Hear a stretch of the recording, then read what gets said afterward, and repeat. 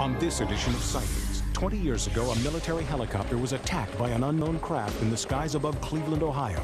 It didn't have any wings, it didn't have any windows. After 2 decades, those involved still want answers. It didn't sink in that it was still a UFO. Then, did Alfred Hitchcock shoot his masterpiece of terror at a haunted location? It was disturbingly populated, and there was nobody there. Plus, this man's dreams may solve a double homicide. They were telling me who did it. Later, a prophecy of hope, and astronauts describe their encounters in space.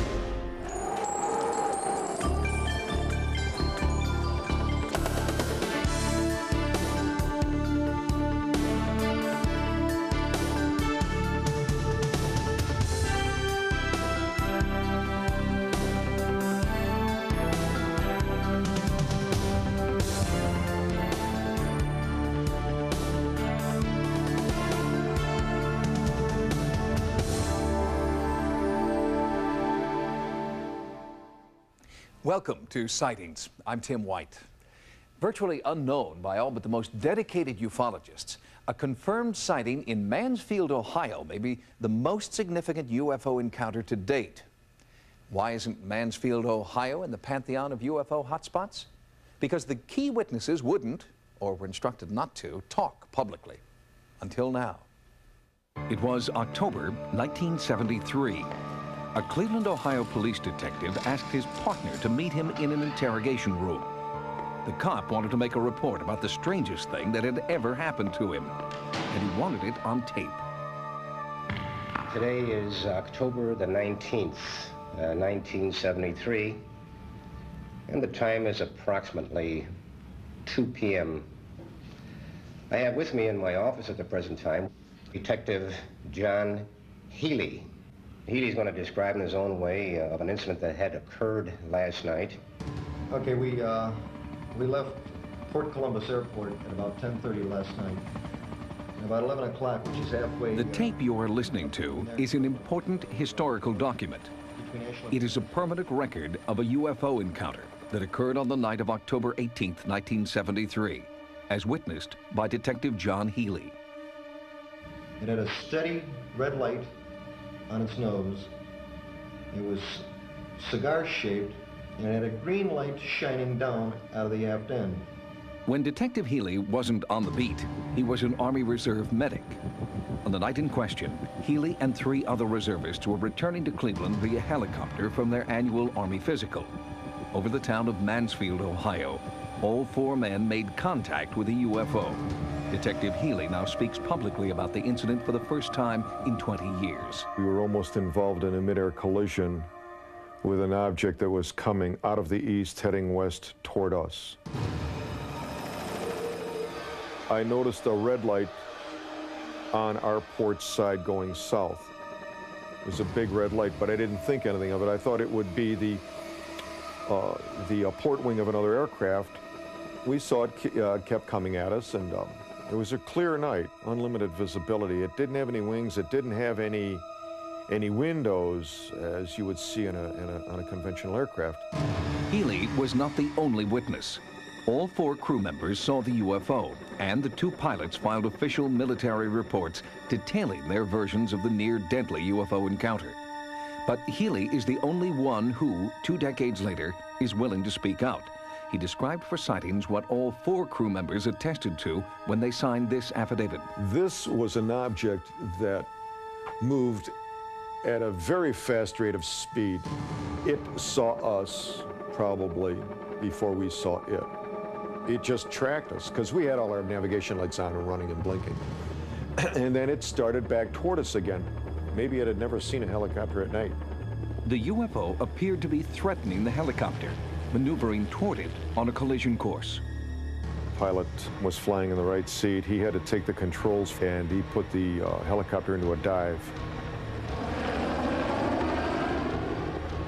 After narrowly avoiding a mid-air crash, the pilot took evasive action, diving at a rate of 2,000 feet per minute. At 1,700 feet, the helicopter was suddenly paralyzed, even though the controls were still in a dive configuration. The UFO cast an ominous greenish light over the helicopter. This was just a humongous green light just shining down on us in a very definite cone shape. You could look at the light and you could actually see the beam of the light. The pilot tried to dive, but instead started to rise. It seemed that the UFO was pulling the helicopter toward it, overriding the aircraft's controls. In regards to our aircraft climbing, while it was in a dive configuration, I didn't feel us being pulled up, as in an elevator or a roller coaster. You don't feel the G-force of a dive or a climb. I didn't feel that. It scanned us for that instant that it hesitated over us. It scanned us. Then it took off.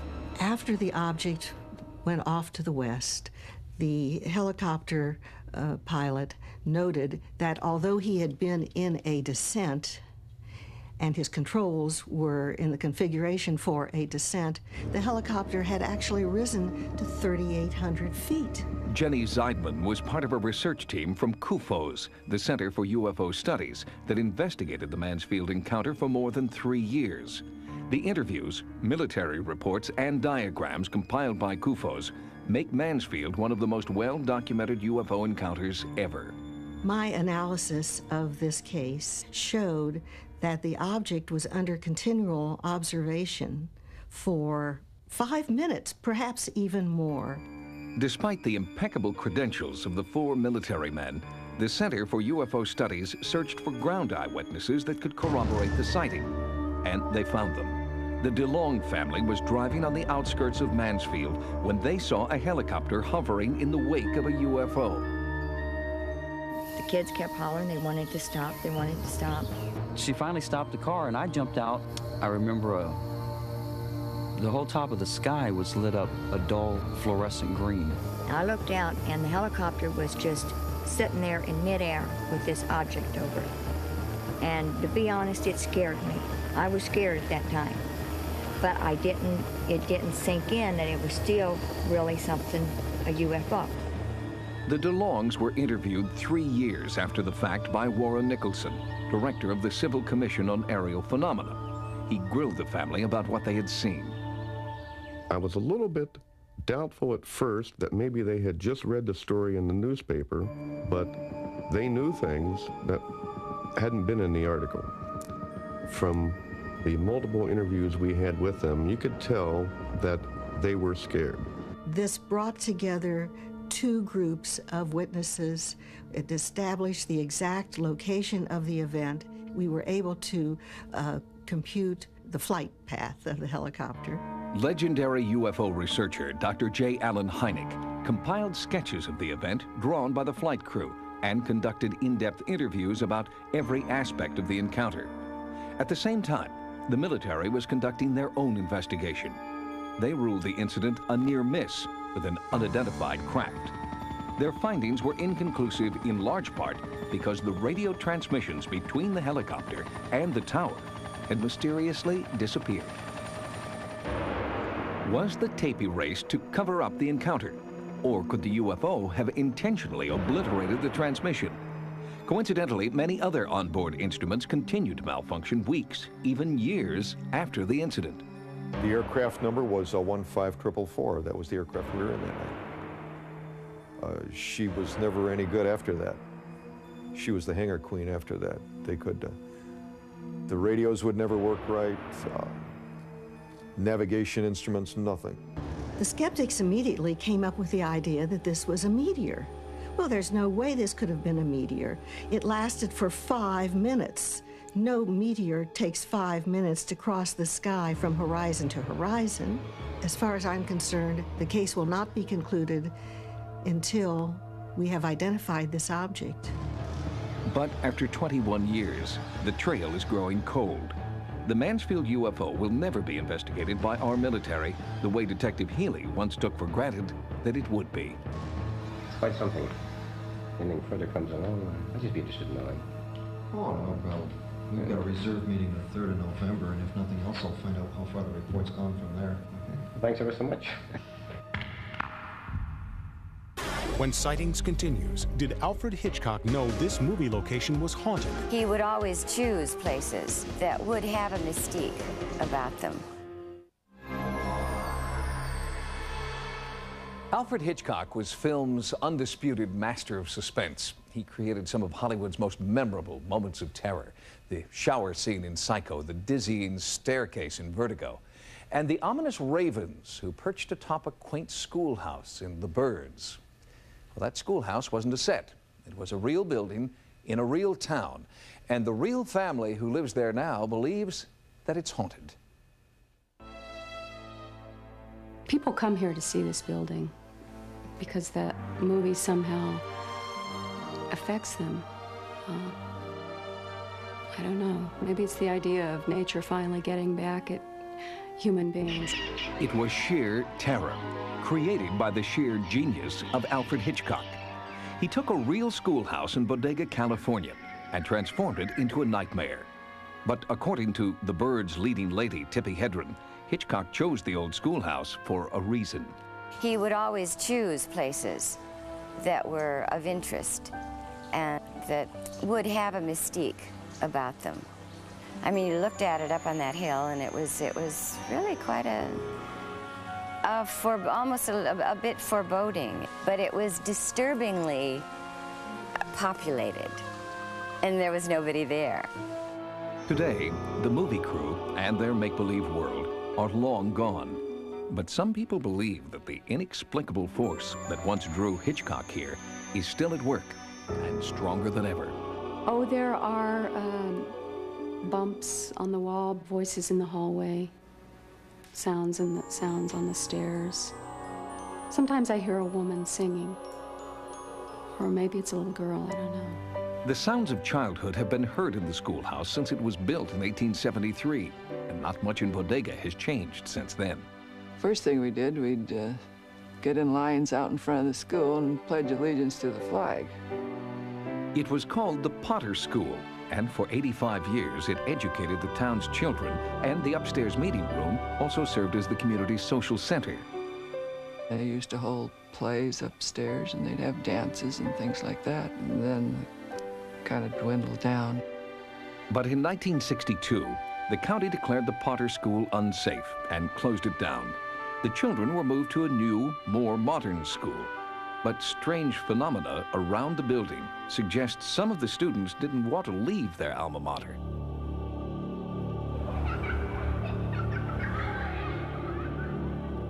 I was alone and was working at the typewriter. There was a slow rap on the kitchen door upstairs.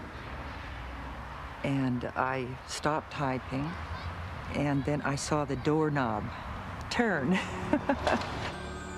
I heard kids playing in the schoolyard, and it didn't faze me at all because I'm a teacher and I'm so familiar with that sound.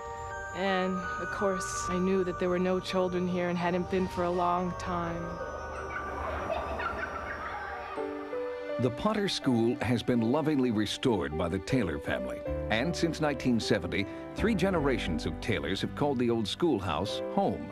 And everyone who has lived here has had their own ghostly encounter. When I was 12, I was sat on scaffolding 5 tiers high and actually painted under the eaves of the building.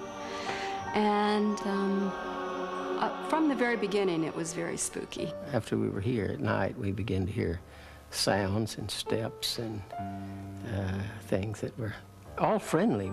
The clearest thing that I've heard here is right up here in the room over by the stairs over there on Saturday night, usually. I hear party noises going on. Nobody's here. But all of a sudden, I hear a lady's voice saying, "Hey, it's Sunday morning." Right. The party slows down, takes a look, goes right back. And I don't see anybody. I did see an apparition a few years ago, a little girl. And she actually spoke to me. She said, "Hi!" And the whole room echoed with the sound of her voice. Despite eerie reminders that they may not be alone, Leah, her husband Rick, and baby Taylor do not feel threatened by the otherworldly sounds and images that surround their daily lives. In fact, Sightings first heard about the activity here after sightseers at the home were spooked by an unsettling encounter. When we received a phone call from a family of 3 in Washington, they had apparently been vacationing in the area their teenage daughter came over to take some photos of the house. And as she was taking the photos, she stated that she saw a young lady standing at the top of these stairs. She told the young girl to move, and the young girl came down the stairs and walked right toward her. And at that point, she apparently just evaporated. Suspecting a case of what's known as residue haunting, the Office of Scientific Investigation and Research has teamed with Sightings to document the activity here. My name is Christopher Chacon, and I am the case manager. For this investigation, the OSIR unveiled its newest monitoring technology. The robot has and is equipped with telemetry so that it can utilize video night vision, thermovision, and transmit back what it's seen back to our mobile laboratory. The robot was programmed to roam paranormal hotspots inside. Super-sensitive microphones were monitored from our control center outside. The baseline readings taken earlier were continually updated and checked for anomalies. We also were able to document a variety of anomalous cold spots also along the wall, which was west of the main living room. Much of the investigation centered here, in the upstairs room that was once Bodega's community center, the room where the family has felt the strongest spiritual presence. I was sleeping in a bed that was right here in this alcove, and I heard the front door open and close, and I heard footsteps coming up the stairs. And I looked at my dog, and the hair on her back was up, and there was a child's rocker right about here, and also a plastic beach ball, small plastic beach ball, and the child's rocker began to rock back and forth, and then the beach ball began to roll. And the night of our investigation, the same kind of unexplained movement Leah described was caught on tape by our team.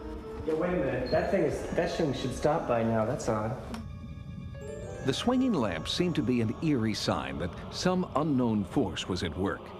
And the next morning, there was another stranger sign, a message written on the outside of a window that had been painted shut years ago. After people live here for a while and they leave, what it creates is an impression in the environment. And it's sort of like a loop, a videotape loop, playing back over and over again. I think it's a residual energy of some kind. How that energy is maintained, I am a physicist, but physics doesn't have any explanation for that. In a search for that explanation, Sightings and the OSIR continue to work with people in supposedly haunted houses in an ongoing investigation of residue haunting.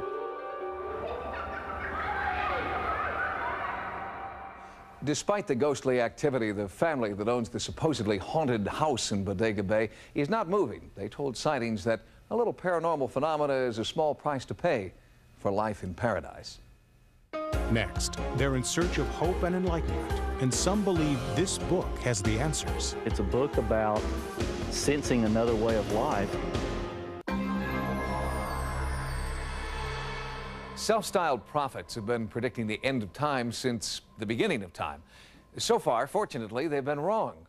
But by some quirk of human nature, prophecies of doom and destruction continually grab the headlines, while the names of people who have correctly predicted enlightenment and innovation are lost to history. But as the year 2000 approaches, that trend may be changing. If you look at the human race as a whole and all of our accomplishments in science and technology and in the arts, you can say, what a magnificent creature human beings are, what enormous potential, and if we could fulfill our potential, what a magnificent future we might have. We are on the brink of that magnificent future, according to a centuries-old Native American prophecy, and many tribes believe that a living symbol of our golden future has been born.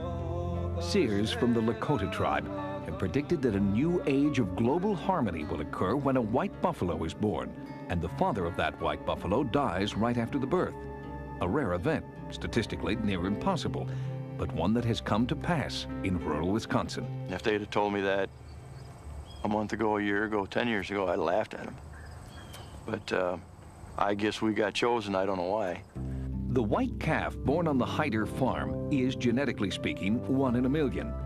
With the death of the calf's father, news quickly spread about the fulfillment of the ancient Indian prophecy. Now, people from all over the world are coming to see what they believe is a harbinger of world peace and enlightenment. We knew that we needed to be here. And it's not so much the significance of actually seeing the buffalo, but the significance of what it means having this birth. And it's my understanding that its races will come together and that there will be peace. The coming of the white buffalo calf really sets a tone for our people, for the children of the 7th generation. So this is a really powerful event that is happening. There's been prayers said back there. They have they cry a lot. they've sang together back there, held ceremonies. They leave their trinkets on the fence. That calf has changed a lot of people's lives. You see them walk in with disbelief on their face, and when they walk out, they got an altogether different attitude. It's almost as if they have looked upon, if you might say, a god. The same search for hope that draws thousands of people to the white buffalo has kept this book, The Celestine Prophecy, on the New York Times bestseller list for nearly a year. I met with author and reluctant prophet James Redfield at his home in Alabama. We discussed the impact his work of fiction is having on real life. The polls show that what people want is something beyond just a belief in God or the divine, a belief that their lives are more meaningful than just survival. It's easy to take a cynical view, but the cynicism just reinforces the despair. The apocalypse has been predicted at many times in history. Do you think catastrophe is inevitable? I think none of that is inevitable. I believe that what we visualize and tends to come true. I think the universe is set up for that. I think that there's a place perhaps for those people that are saying, look out, the world's going to end. But I think we can't buy into that. It's very, very important that we visualize a positive future. In his book, Redfield creates a mythical manuscript that sets forth 9 basic truths called insights. The manuscript also predicts that once human beings learn all 9 of these insights, a glorious new era will dawn. The story is based on a manuscript written BC, several hundred years BC. Does that manuscript exist? You know, the insights, as I have put them down in this book, came to me through a series of what I would call intuitions or visions. It's a novel. It's an adventure tale. It's really meant to be a parable. How'd you come up with the insights 1 through 9? Is 1 more important than 2, or 3 more important than 4? Why the rank order? You know, I think there is a sequence to these insights. And again, you know, it's a sequence to the way we shift our attitude about life and the way we are shifting our attitude about life. They build on one another. The first insight is that there are no coincidences in life. The insights grow increasingly more difficult to achieve and to believe as readers proceed through the list. People who've read the book might go along with you on, the first 1, 2, 3, or 4 insights, but by the time you get to 7, 8, or 9, you've left a lot of people in the dust, James. When you look at modern physics and what they're spelling out is the nature of physical reality to begin with, then it doesn't seem so fantastic. The Celestine Prophecy may be a novel written by a novelist, but it has sparked a new age movement, and Redfield is now considered its prophet. Here you come at the end of the millennium saying there's reason for great hope. Why? Because I think that there's a core group, a slow, unheralded tide of people that are kind of waking up to the fact that this is a spiritual world, and we're here to grow and evolve spiritually. And the difference right now is that we don't want to just talk about this, we want to really try it, we want to do it. It is important to reiterate that the Celestine Prophecy is fiction. Author James Redfield freely admits that there is no Mayan temple hiding the secrets of the universe, as far as he knows. Next, 30 years ago, 2 young girls were murdered, and this man's dreams could lead police to the killer. Maybe the spirits of the dead girls are reaching out. Then, a psychic healer works miracles. Henry Rucker healed my eyes. And encounters in space. Everyone dreams, at least every 90 minutes while you're asleep, according to recent studies. Most of these dreams are never remembered, but recurring dreams are different. Images that replay in the unconscious mind over and over demand attention. So when one Chicago man had a recurring dream about murder, he knew it was time to call the police. In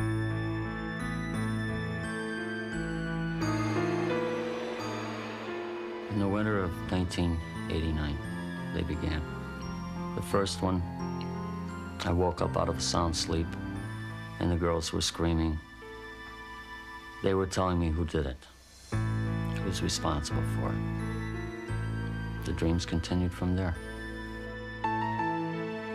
In December of 1957, 15-year-old Barbara Grimes and her 13-year-old sister Patricia left their South Side Chicago home to see Elvis Presley's first movie, Love Me Tender, for the 13th time. They never made it. A month later, their bodies were found near a rural road.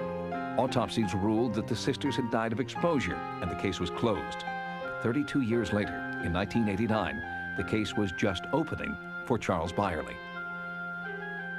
It started like one a week, something like that, for about 4 months. And they started coming in color. Charles was only 12 at the time of the girls' deaths and had no conscious memories of the event. I didn't know the girls, I didn't know any of the family. I never lived in their area. I didn't know anything about them. So when I found out about it, I was kind of shocked that it was true. Charles has several recurring dreams. In one, the last terrifying moments for the Grimes sisters are replayed in detail. One of the dreams that was in color, there was a green Buick, I believe in 1953, something like that. And one of the girls was in the front seat with the driver. I was in the back seat. They were drinking. The girls weren't drinking. Barbara knew who the driver was.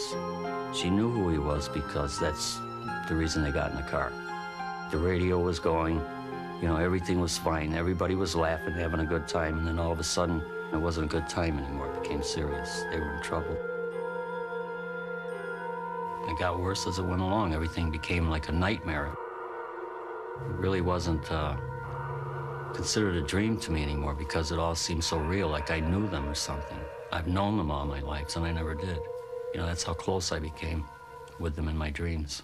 As the dreams became more frequent, Charles Byerly became convinced that he was being given a message. He sought out veteran Chicago area police officer Jerry Schultz. I honestly believe him. I have never been one to believe a dreamer before, but I honestly believe him. You know, he had his facts, and I had my dreams, and the two just seemed to go together. When we went to the area where the bodies were found, Chuck walked up to the area, right where the bodies were, became very tense. He was upset. He wanted to walk away from that area right there at that point. After looking at some pictures, I found out that this was the spot where the two Grimes sisters were found. This is one of several things that convinced me that his dreams, that there were in fact dreams and they could be very helpful in the case. I knew the spot because I saw the girls there in my dreams. The trees that come across, the dead branches and things that I saw in my dreams, they were there. So I knew I was in the right place. Some of the items that he has described to me as being found or being owned by the girls has never been detailed in any news media that I know, okay, whether it be in a newspaper or through television or radio. One recurring item in his dreams was a special piece of jewelry, a ring that Patricia liked to wear. I was in a small shack, and I looked up on one of the beams in the corner, and on the very top of the beam was her ring. Later on, I found out that she received the ring for a gift, you know, either on her birthday or Christmas or something like that. And it meant a lot to her. I believe it is a common thing for people that are deceased to try to communicate with people, you know, through their dream state. Psychic Jory Ann and paranormal investigator Howard Heim were called in to investigate the places Charles has been drawn to through his dreams. Heim recorded environmental anomalies in the area, while Jory Ann voiced her psychic impressions. I'm feeling stab wounds. I'm feeling somebody getting stabbed. Based on my experience, I do believe that the girls are trying to communicate with Charles about exactly what happened to him and why. This is a strange universe that we live in. We don't have all the answers. Maybe the spirits of the dead girls are reaching out in an attempt to obtain justice. Or maybe the living relatives of the girls are unconsciously reaching out to this dreamer in an attempt to obtain justice. One night, I had a dream that Barbara was whispering in my ear, not to give up. She said, just keep looking. Your dreams, remember your dreams and everything. Everything's going to be okay. No one knows how Barbara and Patricia Grimes were killed, but Charles's dreams have provided new clues that could lead to a murderer. I would like to see the case reopened. The murderer or murderers are still out there if they haven't died yet. And that's one of the things that Chuck has brought to my attention, that the individual that is involved in this wants to confess. He wants to bring it out. He wants to clear his conscience before he dies. If the case is reopened, it would give legal credence to the idea that our subconscious somehow knows things that our conscious mind does not. For Charles Byerly, finding the killer would not only be a public triumph, but also a personal relief. Maybe the dreams will stop. I won't have to think about this anymore. Maybe they can rest in peace. If I'm still dreaming about them and they're still coming at me like this, maybe they're not resting at all. Maybe they want it solved. Officially, it's case closed for the 1957 deaths of 2 teenage girls in Chicago. But based on the information provided by Chuck Byerly, Detective Jerry Schultz is now trying to obtain a court order to reopen the case and exhume the bodies. We'll bring you the results of his efforts on a future episode. Coming up next, a psychic healer's gift. In medicine, if we were to give a drug and get this kind of response, it would be a miracle. Psychic, or spiritual healing, is the oldest of all medical practices. It was an essential part of the healer's art before drugs and vaccines and sophisticated technology replaced the simpler remedies. But now science is returning to the old ways because sometimes they're the only ones that work. Henry Rucker doesn't know why he has the power to heal some people, but he remembers having a special gift from an early age. I went to a hospital at 10 years old for a tonsillectomy. I woke up and I couldn't stay in my body. I find myself on the other side of the room looking at me, and it panicked me. And I thought I was dying or was dead. And I tried my best to stay in my body, and finally I dropped off to sleep. Author Joyce Elaine Knoll details Rucker's amazing healing powers in this book, considered the definitive text on African Americans with psychic powers. He has an ability to adjust people's energy fields or areas of blockage that a person has that is causing an illness and making them unwell. 30 years ago, Aisha Grice's doctors presented her with a fait accompli. She had an eye disease, retinitis pigmentosa, and was going to be blind. But then Aisha met Henry Rucker at a spiritual retreat. I got a healing from him and didn't realize it until I went back to the hospital for my regular checkup. So after he worked on me, then the doctors decide that they've made a mistake. I can see and I can drive, and I drive at night as a result of my contact with Henry Rucker. But can Rucker's psychic powers be proven scientifically? Henry, in 1 or 2 sessions with a patient, can do more than any psychiatrist or psychologist I've ever known in my life could do in weeks or months of therapy. Dr. C. Norman Shealy is a Harvard-trained neurosurgeon who has become increasingly disillusioned with conventional medicine. 85% of physicians are honest, caring individuals. Unfortunately, they have been brainwashed from the day they entered medical school. They mean well. They want to help people. They just forget that people are spiritual beings. They're not just machines. Henry Rucker has worked with Dr. Shealy and his patients on a regular basis since the two first met more than 20 years ago. December 19th, 1972. I went to Henry's office and I spent 3 hours for a 1-hour appointment. So he challenged me. He said, well, I understand that you're a psychic. Tell me about myself. Well, I told him about himself and his family. And I was impressed enough with Henry that I asked him to come up to my clinic to see how good he was at really intuitive diagnoses. And he was excellent. Rucker has reportedly healed hundreds of Dr. Sheely's patients. Sightings sent a team to the Sheely Institute in Missouri to see if we could document Rucker's healing power as he worked with 3 women suffering from chronic pain. Blood is drawn before the healing. Dr. Sheely believes that an increase in the level of a hormone called DHEA will indicate Rucker's level of success. People with deficiencies in DHEA have all the major illnesses, heart disease, diabetes, depression, you name it.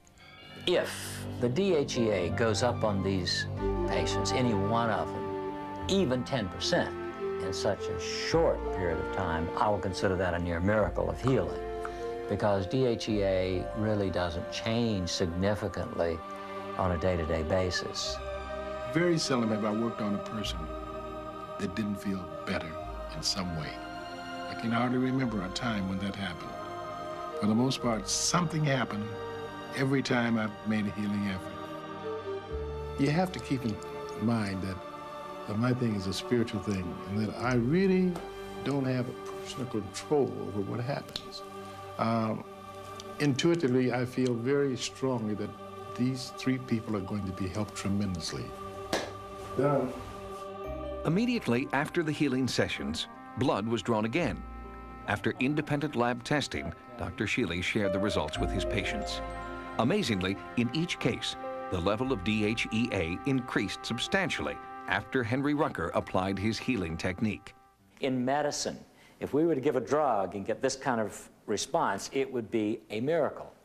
I know of nothing that one could do, especially with a single shot, so to speak, in which you could raise DHEA 100% or 55%. So I think this is the most startling evidence of spiritual healing having a biochemical effect upon the body that one can imagine. I see this as a healing ministry. In my ministry, most of the people that I have sought to help have truly been helped, whether it be emotionally, whether it be a cessation of pain, and sometimes it was almost like a miracle. The DHEA tests conducted by Dr. Sheely only seem to confirm what patients have been saying about Henry Rucker for more than 25 years. Henry Rucker healed my eyes and didn't charge me a dime. I didn't get a bill in the mail. I got hugs and kisses when I told him that it worked. Results like those demonstrated by Henry Rucker have not gone unnoticed by the mainstream medical community. Recently, the National Institutes of Health announced a large-scale plan to study alternative therapies, including Tai Chi, Navajo healing, and the laying on of hands. Next, Russian and American astronauts describe bizarre encounters in space. I have seen a snake out there, 6, 7, 8 feet long. The Russian equivalent of Cape Canaveral is called Star City. Until recently, it was closed to outsiders and jealously guarded its outer space secrets. But in the wake of Glasnost, a sightings investigative team was invited to Star City. And when we got there, the first cosmonaut we spoke with told us that he had just had an encounter with a UFO.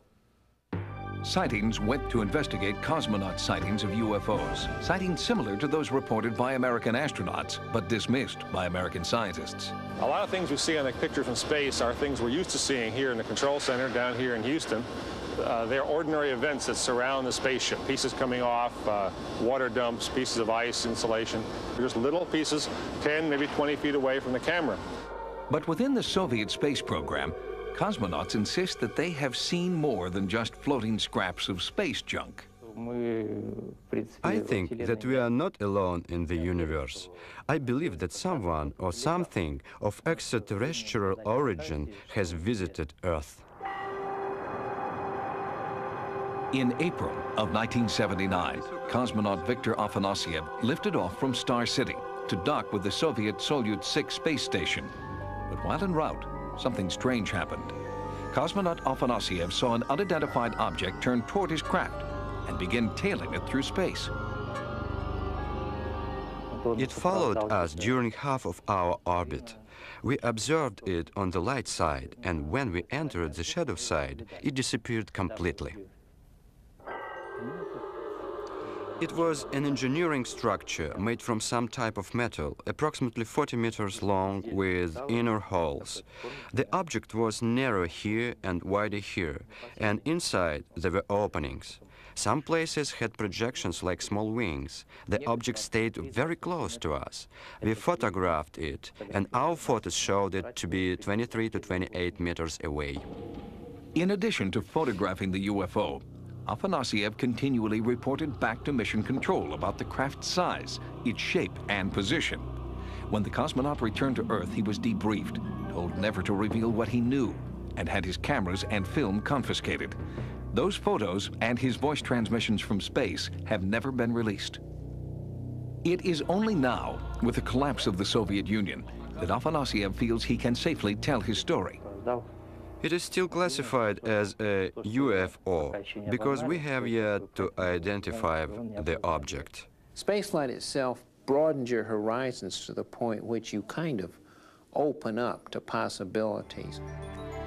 Dr. Story Musgrave is a veteran of 5 American shuttle missions who has seen and photographed several unidentified flying objects in space. Dr. Musgrave does not believe they are craft from another planet. On 2 of my missions, and I still don't have an answer, I have seen a snake out there, 6, 7, 8 feet long. It is rubbery because it has internal waves in it, and it follows you for a rather long period of time. The more you fly in space, the more you see an incredible amount of things out there, and that sort of brings to you really a certainty that other living creatures are out there. Some incredibly primitive, more primitive, some's just proteins coming together, amino acids, and some just single cellular organisms, and other civilizations have been around for a million years that are doing unimaginable kinds of things. Cosmonaut Afanasiev believes that the UFO he sighted and photographed in 1979 was evidence of just this kind of distant, superintelligent civilization. Does the United States have similar evidence that they're also hiding? No, I'm sure they would divulge it. That's what NASA's all about. It's about the search for extraterrestrial intelligence. I can see no reason that that would be classified in any way. And I wouldn't let it be. I'm an astronaut, I fly in space. I had 5 flights. The second I see some, I'm gonna tell somebody. If you've had a paranormal experience, call the Sightings hotline at 1-900-933-SIGHT. That's 1-900-933-7444. Each call 65 cents a minute. Average call lasts 3 minutes. Sightings is also online. Our email address is sightings@aol.com. Until next time, remember, no mystery is closed to an open mind. For Sightings, I'm Tim White.